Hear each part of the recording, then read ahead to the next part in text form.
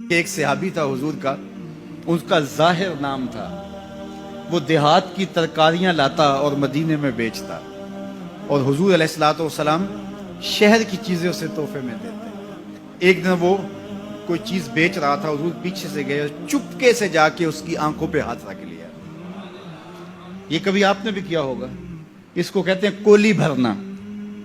جب آپ کا کوئی گوڑا دوست ہو، بڑا جانی اور جگری، جس سے آپ بڑے فرینگ ہو، تو پھر وہ بیٹھا ہو اور آپ پیچھے سے چپکے سے جا کے اس کی آنکھوں پہ ہاتھ رکھ لیتے ہیں، اور پھر وہ بولتا ہے کہ کون ہے، اور آپ یہ دیکھنا چاہتے ہیں کہ میرا نام کس نمبر پہ آتا ہے۔ بات تو کرتا ہے کہ جناب تجھے یاد رکھتا ہوں، تو آج میں نے ہاتھ رکھے ہیں، تو ظاہر اپنے قریبی دوستوں کا نام لے گا، تو میں کس نمبر پہ آتا ہوں۔ تو کسی کی کولی بھرنے کا مطلب یہ ہوتا ہے میں دیکھوں تو صحیح اس کو میرے سے محبت کتنی ہے۔ تو اللہ اکبر، وہ بیٹھا تھا، حضور پیچھے سے گئے، چپکے سے جا کے اس کی کولی بھر لی۔ اب حضور کے ہاتھ آنکھوں پہ آئے ہوں اور سینے تک ٹھنڈ نہ گئی ہو، یہ کیسے ہو سکتا ہے؟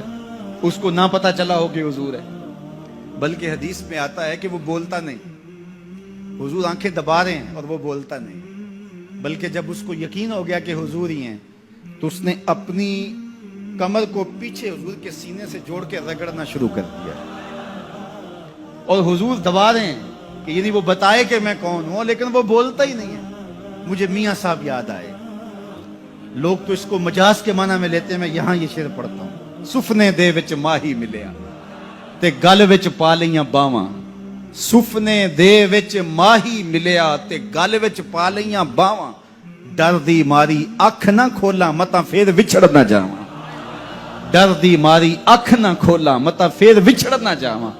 تو حضور آنکھیں دبا رہے ہیں اور وہ نہیں بولتا۔ حضور خود ارشاد فرمایا اس غلام کو کون خریدے گا؟ تو اس نے کہا حضور مجھے کس نے خریدنا ہے، میں تو بہت سستا ہوں۔ فرمایا تو بہت مہنگا ہے۔ اللہ اکبر، تو اللہ کے ہاں بہت مہنگا ہے۔ تو حضور یوں بھی پیار کیا کرتے تھے۔ تو نام کوئی اور تھا، حضور نے لاٹ سے کہا ذوالیدین، وہ دو ہاتھوں والے، نام ہی دو ہاتھوں والا پڑ گیا۔ ایک دن کسی نے حضرت ذوالیدین سے پوچھا کہ یہ تو حضور نے لاٹ سے کہا ذوالیدین، لوگوں نے بھی کہنا شروع کر دیا، نام تو تمہارا کوئی اور ہوگا، بتاؤ تمہارا اصل نام کیا تھا؟